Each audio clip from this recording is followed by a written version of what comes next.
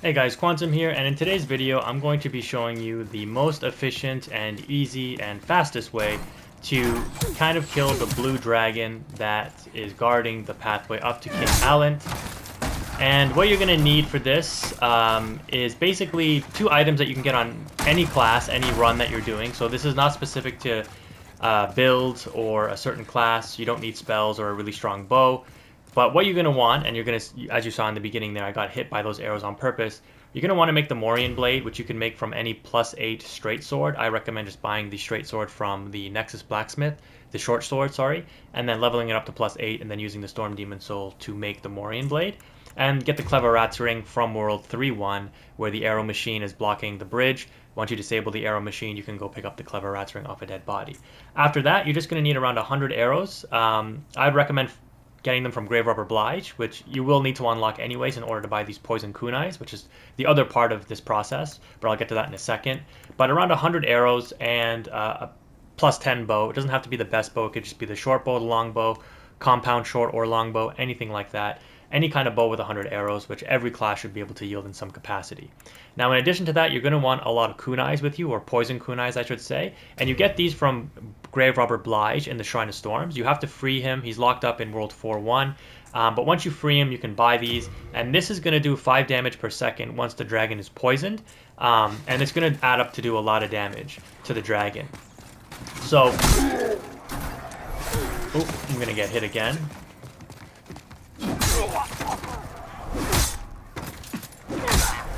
But you can see here we're basically one-shotting everything with the double buff to the under 30% health, thanks to the Morian Blade and the Clever Rat's Ring. And this is also going to translate over to your bow. You can see here we're doing 903 damage with our Meridian Hammer, and we're going to be doing 563 damage plus the damage from the bow, or from the arrows, against the dragon. Now, the key thing here is understanding your spacing with the dragon, because if you end up messing up your spacing, the dragon will likely kill you with the fire breath, but there are certain areas that will trigger the dragon to breathe his fire like ahead of you or behind you, and you'll be in a safe zone, so to speak, to continue to attack him. So I'll show you that once I get to killing the dragon, but basically the strategy is you throw about 20 or so kunais at him. He'll get poisoned. It lasts for about, I think, 2 or so minutes. And then you just pepper him with the bows, with the arrows from your bow. And after doing that for about 5 or so minutes, the dragon will be taken down. So let's go ahead and get this process started.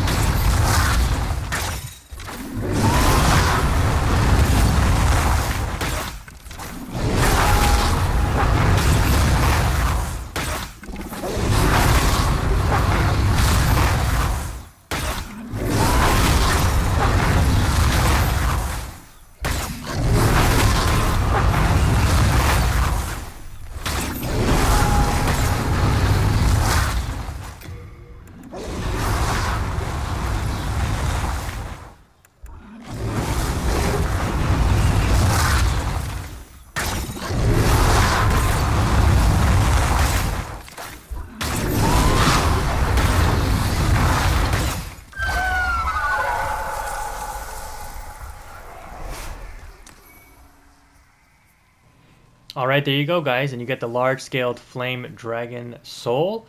And again, this is the spot you kind of want to be in, so just look for this little diamond-shaped, square-shaped icon. And the dragon will basically throw the fire in front of you the whole time. He won't really throw it behind you or on you. You saw me a few times back in and out because I just wanted to make sure as I was throwing those poison kunais that I wasn't inching up too close to get hit by the fire. And you also want to make sure that you're not backing up too much because if you back up to like around this area here, the fire from behind will hit you and kill you. So it's a pretty easy method. It was very fast, less than 5 minutes to kill him. We didn't actually need 100 arrows, but I would recommend just coming with extra because I was missing a few. You just have to make sure that you're aimed correctly on his wing. And you can see he was very, very easy to take out. The poison lasted for over 2 minutes. I think it was like closer to 3 or 4 minutes there. But very, very efficient way to kill him and take him down. You also want to time when you throw your kunais. You can see that I wasn't just spamming square to throw the kunais. I was waiting until he started breathing the fire and I would throw the kunai. And this just helped me to make sure that I was hitting him more consistently than just spamming the kunais and missing a whole bunch of them. So hopefully this video was helpful. If you have any questions or comments, leave them in the comment section below. But thank you for watching, guys. Quantum is out.